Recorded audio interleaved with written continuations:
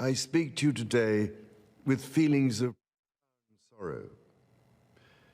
Throughout her life, Her Majesty the Queen, my beloved mother, was an inspiration, an example to me and to all my family.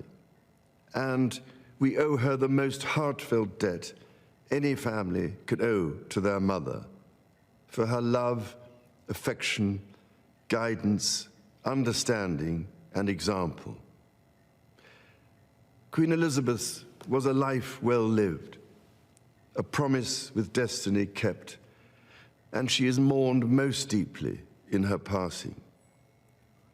That promise of lifelong service I renew to you all today.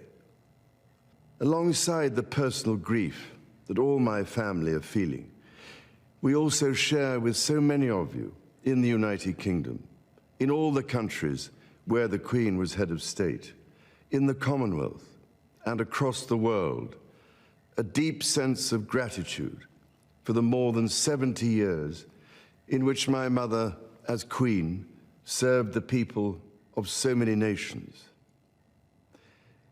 In 1947, on her 21st birthday, she pledged in a broadcast from Cape Town to the Commonwealth to devote her life, whether it be short or long, to the service of her peoples.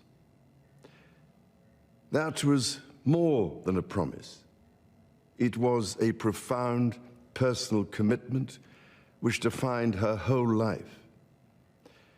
She made sacrifices for duty.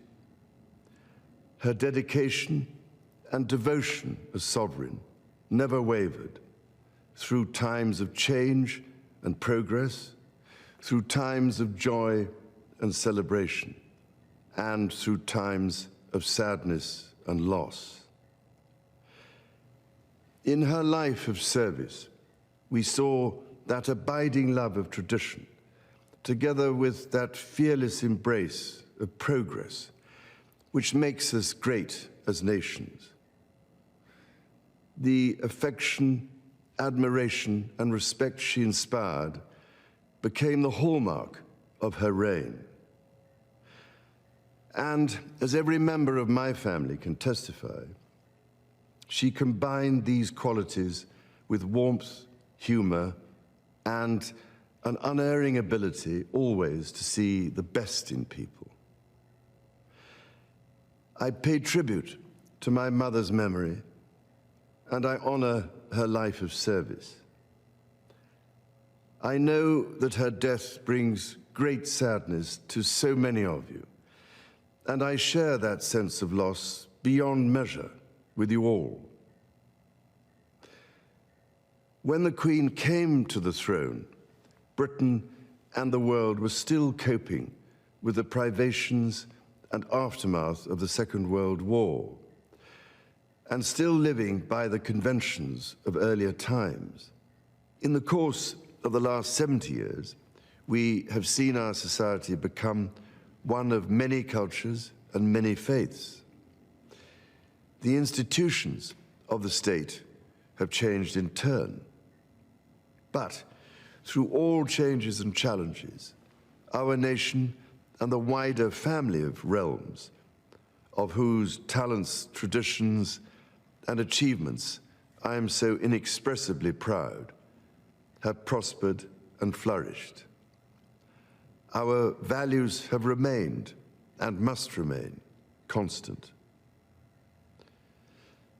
The role and the duties of monarchy also remain, as does the sovereign's particular relationship and responsibility towards the Church of England, the church in which my own faith is so deeply rooted. In that faith and the values it inspires, I have been brought up to cherish a sense of duty to others and to hold in the greatest respect the precious traditions, freedoms, and responsibilities of our unique history and our system of parliamentary government.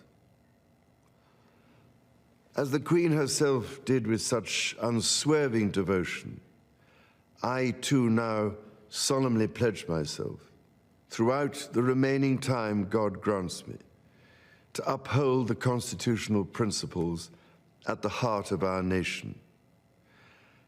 And wherever you may live in the United Kingdom, or in the realms and territories across the world, and whatever may be your background or beliefs, I shall endeavor to serve you with loyalty, respect, and love, as I have throughout my life. My life will, of course, change as I take up my new responsibilities. It will no longer be possible for me to give so much of my time and energies to the charities and issues for which I care so deeply. But I know this important work will go on in the trusted hands of others. This is also a time of change for my family. I count on the loving help of my darling wife, Camilla. In recognition of her own loyal public service since our marriage 17 years ago, she becomes my Queen Consort. I know she will bring to the demands of her new role the steadfast devotion to duty on which I have come to rely so much. As my heir, William now assumes the Scottish titles which have meant so much to me. He succeeds me as Duke of Cornwall and takes on the responsibilities for the Duchy of Cornwall, which I have undertaken for more than 5 decades. Today, I am proud to create him Prince of Wales, Tywysog Cymru, the country whose title I've been so greatly privileged to bear during so much of my life and duty.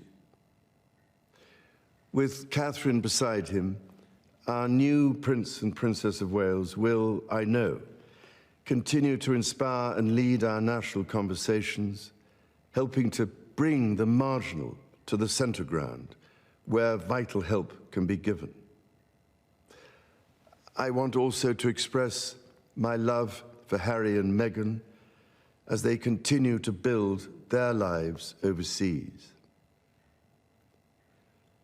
In a little over a week's time, we will come together as a nation, as a Commonwealth, and indeed a global community, to lay my beloved mother to rest. In our sorrow, let us remember and draw strength from the light of her example. On behalf of all my family, I can only offer the most sincere and heartfelt thanks for your condolences and support. They mean more to me than I can ever possibly express.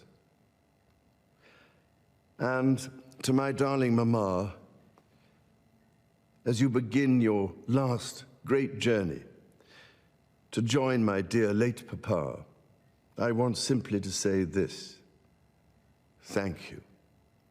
Thank you for your love and devotion to our family and to the family of nations you have served so diligently all these years. May flights of angels sing thee to thy rest.